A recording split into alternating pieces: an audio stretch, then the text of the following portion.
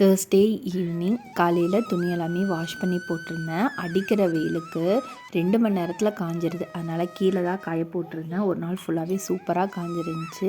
துணி எல்லாத்தையுமே எடுத்து கட்டல் மேலே போட்டுட்டேன். இன்றைக்கி சிம்பிளாக வெண்பொங்கல் தான் பண்ணுறதுனால டைம் இருக்கும், நைட்டு டிவி பார்த்துட்டே மடித்து வச்சுருவோம் அப்படின்னு சொல்லிட்டு எடுத்து போட்டு வச்சாச்சு. மதியம் சாப்பிட்ட பாத்திரம் சிங்கில் போட்டு வச்சுருந்தேன். அதையும் ஈவினிங் கழுவி வச்சாச்சு. இந்த 5 மணி ஆனாலே டீ குடிக்கணும்னு தோணிக்கிட்டே இருக்குது. அதனால் டீ வச்சு குடிச்சிட்டு கொஞ்சம் நேரம் வெளியே உட்காந்துட்டு இருந்தோம். 7 மணிக்கு மேலே தான் வீட்டுக்கு வந்ததும் வெண்பொங்கலுக்கு குக்கரில் வச்சு விட்டேன். நல்லா குலைவாக வந்துருந்துச்சு. தாளிப்பு தான் இதில் ரொம்பவே மெயின். தாளித்து கொட்டிட்டு சைடிஷாக சட்னி தான் செஞ்சுருந்தேன். சாம்பார் வைக்கல, ஈஸியாக ஒர்க் முடிஞ்சிருச்சு. உங்களுக்கு வெண்பொங்கல் ரெசிபி வேணும்னா கீழே கமெண்ட் பண்ணுங்கள். ஒரு லாங் வீடியோவில் உங்களுக்கு ஷேர் பண்ணுறேன். துகிலனுக்கு வெண்பொங்கல்னால் பிடிக்கும். அதனால் அவனுக்கு ஃபர்ஸ்ட் டே ஊட்டி விட்டுட்டு வீட்டுக்காரங்க ஆஃபீஸ் முடிஞ்சு வந்ததும் 2 பேரும் சேர்ந்து உட்காந்து தான் சாப்பிட்டோம்.